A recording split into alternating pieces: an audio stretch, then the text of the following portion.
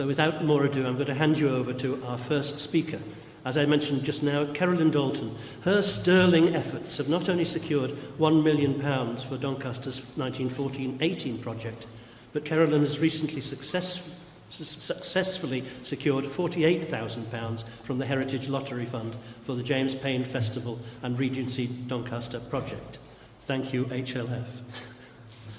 Carolyn will now speak to us about the project. Carolyn Dalton.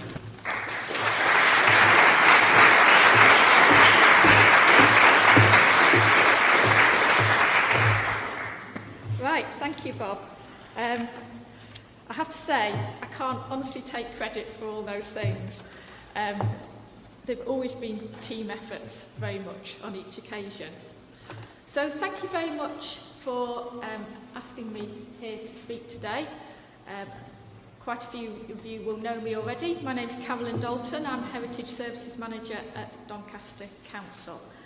And I've been asked to speak not only about the Heritage Lottery Fund project that we were, and to thank the Heritage Lottery Fund, a member of the committee is here today, I'm very pleased to say, but also I was asked to give a quick bit of background about Regency Doncaster, because this Heritage Lottery Fund project covers both James Paine and the Regency. So we applied back in last autumn for £48,000 from the Heritage Lottery Fund towards a £57,000 project to look in 2017 at two important centenaries for the Mansion House and Doncaster. One, which we're here for today, is the tercentenary of the birth of the architect James Paine, and the other is a bicentenary of the invention of Parkinson's butterscotch, otherwise known as Doncaster butterscotch. And for those of you who haven't ever come across it as a name, it was very, very popular and is Doncaster's only named foodstuff, and therefore worth celebrating its invention. And the idea as well about combining these two centenaries was to look at the architecture of the Mansion House through James Paine, and we're very much trying to engage more people in Doncaster with the heritage of the Mansion House. So we're looking at the architecture of the Mansion House and trying to make it more accessible to people, and also to engage them partly through the figure of James Paine himself. I understand, I haven't seen them myself, but there are quite a few letters between Paine and the council in the archives where he is very temperamental, shall we say, and there are quite a few arguments, as I think happened on every building project, where the customer wanted the cost to be slightly lower than the architect, who saw their cheese-paring ways as interfering with his vision. So we're hoping that through James Paine himself, we can also help engage people with the architecture of the Mansion House. And through that bicentenary of Parkinson's butterscotch, we want to look at the Regency Mansion House, and there will be quite a few family events and activities associated with that. We will have a project officer starting very soon, and a new website will be up and running by the end of the project. So we're planning quite a few interesting things like Regency food tasting, a bit of Regency dancing, Regency Christmas, which of course was quite a bit different before the Victorians changed Christmas to the Christmas that we know today. So that's all to come, and that project finishes at the end of this year in December. So as I say, lots of Christmas events. So please look out and keep informed about all the things that we will be doing during the year. So moving on from the, from this project, which we very much, as I say, hope to engage people with the different heritages of the Mansion House. Just to have a quick bit of information about Regency Doncaster and why we think Regency Doncaster is worth celebrating and worth getting to know. The Regency period either lasts from a very short period when George IV was regent before the death of his father George III, which is 1811 to 1820, or a wider period of 1788 when George III started to become ill, until 1837 when George's brother William IV died and Victoria came to the throne. So it was a period of style, flair, artistic achievement. Heroes were people like Wellington, Byron and Beau Brummell. And I think everyone, or quite a few people, will sympathise with their fashionable vices of gluttony, including a lot of drinking and gambling, and the Mansion House will certainly have seen plenty of that. However, it was also a period of great social, political and economic change. A contemporary observer, Captain Gronow, considered that the years 1816 and 1817 were a most dangerous period. The spirit of the people of England, exasperated by taxation, the high price of bread and many iniquitous laws and restrictions, was of the worst possible nature. In the riots and meetings of those troublous times, the mob really meant mischief, and had they been accustomed to the use of arms and well drilled, they might have committed as great excesses as the ruffians of 1793 in France. And it's a period where the threat of revolution hangs over the heads of everybody in authority. The French Revolution, we were still fighting the Americans in their war of independence. And this, towards the end of this longer period, you do actually see some parliamentary reforms going through with the Great Reform Act of 1832, which got rid of all the rotten boroughs, and the Municipal Corporations Act of 1835, which affected Doncaster when the change was made that it wasn't the freemen of the borough electing the people in charge, but the ratepayers. And that increased the electorate in Doncaster from 165 to 569. So just to give you a sort of feeling, some memorable dates of the Regency. In 1811, there were Luddite uprisings with the smashings of some of the framework knitters near here in Nottinghamshire and Derbyshire. In 1812, our only prime minister to be assassinated, a chap called Spencer Percival. In 1813, Puffing Billy, an early locomotive, was built. Don't know how people feel about this. In 1814, British soldiers burned the White House in Washington to the ground. And gas lighting was introduced to London, which enabled the first window shopping.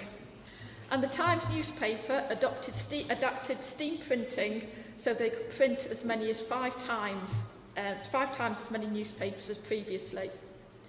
The next year, the Davy safety lamp was invented for miners, and of course the Battle of Waterloo. And towards this period, in 1820, Constable started his hay wain. And in 1826, next door, the subscription rooms were built to facilitate that fashionable vice of gambling. In the same year as the oldest camera photograph was first produced. But back in Doncaster, the Mansion House had been incredibly successful as a social venue and was soon regularly used for winter assemblies and for the Ledger Week in September. Before it had opened in 1747, the mayoral allowance for entertaining was £150, but by 1810 it had almost doubled in real terms to £630. And I did actually try one of those calculators to see what sort of amount of money £630 represented. Three different measures. If you measure it against the ability to purchase items, you're looking at it being worth around £40,000 to £50,000. If you measure it against the earnings of an average worker, it's worth over £500,000. If you measure it as a percentage of gross domestic product, then it's the equivalent of £2.5 million. I think 40 to 50,000 is probably closer to the mark. But the heyday of this elegant country, and that £630 would provide for an October feast, probably following election, balls and suppers for the birthdays of the King and Queen, 2 dinners for the assize judges, and a green goose feast at Michaelmas, as well as occasional dinners to strangers to support the credit of the corporation. So the heyday of this elegant country town social scene was in its final flourish during the late Georgian period, when the Prince Regent and his brother, the Duke of Clarence, attended Ledger Week in 1806, an outing that ended with a night in the cells for drunken Clarence. And we're still wondering whether we're going to recreate that situation. From 1801 to the visit to the Prince Regent in 1806, the Mansion House, which had been well used but not well maintained, underwent extensive refurbishment under the direction of the architect William Lindley, including the alteration of the front to replace the giant pediment, which actually you can just see at the back of this image. Just there. So this is a pre-1801 picture. And what we see today was the Palladian attic that we see today was put in. So Georgian Doncaster was a thriving and prosperous place, acting as it did as a hub of the National Turnpike network. And by the early 19th century, there were more than 24 coaching routes passing through the town. And it was also a major centre for the transportation of goods, with 6 carriers operating to Sheffield, 4 to Rotherham, and 3 to London, York and Leeds. In 1803, a war survey showed the town had 46 inns, providing accommodation for 640 people and 230 horses in normal circumstances. And it was an important staging post on the Don navigation, and by the 1830s, the corporation received almost a tenth of its income from its shares in the navigation. So they had a wide range of country town occupations, with a string of trades and professions, which has represented the wealth of the countryside around and the people who were living around. So these, I hesitate to go through a whole list, but certainly there was a wide range of clothing workers and confectioners, sweet makers, fiddlers, dancing masters, solicitors, attorneys, bankers and surgeons, as well as clockmakers and jewellers. The Mansion House marked the start of an era of civic improvements by the corporation. Bridges, streets, markets, public buildings, the racecourse and the water and lighting supply all being improved during this period, and also included a purpose-built theatre in the marketplace next to the town hall, which also received an uplift with a classical frontage. And of course, the council didn't meet in the Mansion House. The Mansion House was built for the corporation to entertain in. So they particularly concentrated on the Ledger Week programme in September with the theatre, where the company made most of its profits. The elegant Georgian South Parade was also started at this time, and the walk up to the cross is a fashionable Georgian promenade. But the marketplace really had to wait until the Victorian period to get most of its improvements. But towards the end of the Regency, in 1817, as I've mentioned before, we saw the invention of Parkinson's Doncaster butterscotch, which was to become a quintessential part of the Ledger Week experience. Originally a treacle confection made from butter and sugar and treacle for some recipes, Doncaster butterscotch became famous the world over, and as I mentioned, is the only food to be specifically associated with Doncaster. The walk from the station, obviously post-Regency, the walk from the station, picking up a packet of butterscotch on the way became a tradition associated with the Ledger Race Week from the Victorian age through to the interwar period. By coincidence, 1817 is also the year in which Jane Austen died, and one of her very last letters was written to her great friend, the Governess Anne Sharp, who was living in one of those new properties on South Parade, Doncaster, probably as a teacher at one of the girls' schools there.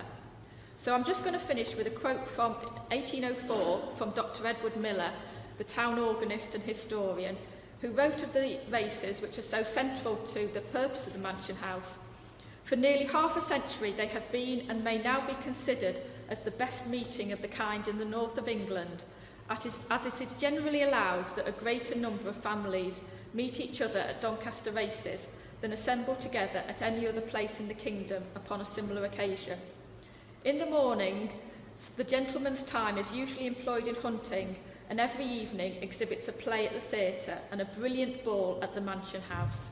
So I hope that has shown you why, as well as James Paine, we are also wanting to celebrate the Mansion House and Doncaster's Regency heritage. As I say, thank you very much for a generous grant from the Heritage Lottery Fund, and as Bob mentioned before, we couldn't be doing it without the support and of the Friends of the Mansion House.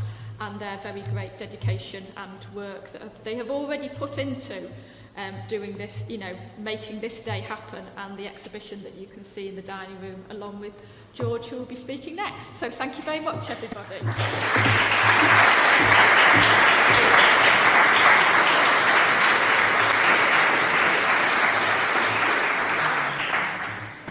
Thank you, Carolyn. Has anybody got any questions they want to ask Carolyn? Don't worry if you haven't. Don't force yourselves.